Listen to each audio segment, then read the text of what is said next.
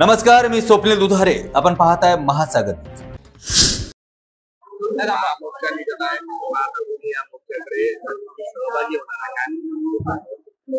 आपल्या सर्वांना कल्पना आहे की आज मुंबईमध्ये महाविकास आघाडीचा भव्य मोर्चा आहे आणि आपल्याला सगळ्यांना कल्पना आहे की विधानसभा निवडणुकीमध्ये ज्या पद्धतीनं मोठ्या प्रमाणात ईव्हीएमच्या माध्यमातून घोटाळे झाले, त्याचबरोबर मतचोरी झाली, मतदार याद्यामध्ये अनेक त्रुटी आहेत, घोळ आहेत.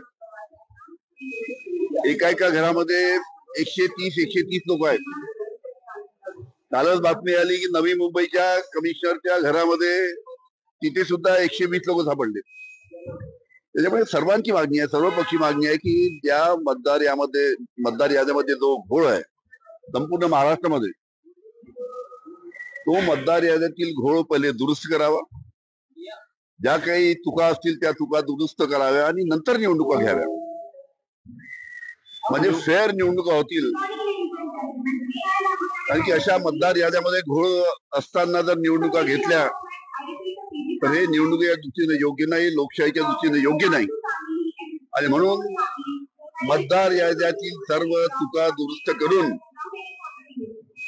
पुढे निवडणुका स्थानिक स्वराज्य संस्थेच्या घ्याव्या, हे आमचं सर्व स्थानिक जे आमचं महाविकास आघाडी आहे त्यांचं सर्वांचं म्हणणं आहे. काल अजित बारामतीमध्ये शेतकऱ्यांमध्ये मी बातमीचं वक्तव्य केलंय. ते म्हणते आपल्या भाषणाचे 100% व्याजाने पैसे दिलेले असताना वेळेत पैसे फेडायची सवय ठेवा, अशा पद्धतीने किती दिवस चालणार अर्ज फेडण्याचा? ठीक आहे, अजितदादांनी बोलले असतील, पण एक गोष्ट लक्षात ठेवा की या सरकारने देवेंद्र फडणवीस साहेब जेव्हा विरोधी पक्ष नेते उपमुख्यमंत्री होते तेव्हा त्यांनीच आश्वासन दिलं होतं की आमचं सरकार आलं की आम्ही कर्जमाफी देऊ. आता महाराष्ट्रातील शेतकऱ्यांचं एकच म्हणणं आहे की तुम्ही स्वतः जे आश्वासन दिलं होतं ते पूर्ण करा. तुमचं सरकार आलंय, तुम्हीच मुख्यमंत्री झालात, त्याच्यामुळे दिलेलं आश्वासन पूर्ण करावं. कारण की शेतकरी आज अतिशय अडचणीत आहे. आज सोयाबीन ज्या पद्धतीने विकल्या जात आहे, 3000च्या भावाने सोयाबीन विकल्या जात आहे. शासकीय सोयाबीनचा दर आहे 5328 रुपये प्रति क्विंटल आणि 3000 म्हणजे 2000 रुपये एका क्विंटलच्या मागानं शेतकऱ्यांचं नुकसान होत आहे. आता पुढे कापूस येणार आहे, अशी परिस्थिती दिसते की कापसाला सुद्धा भाव राहणार नाही.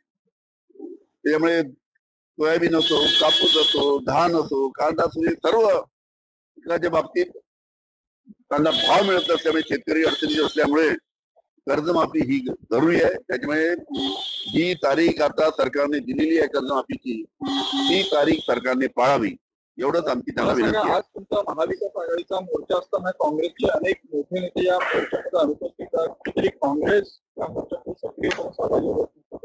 नाही, महाविकास आघाडीचे शिवसेना, मनसे, राष्ट्रवादी समाविष्ट आहेत. सर्व नेते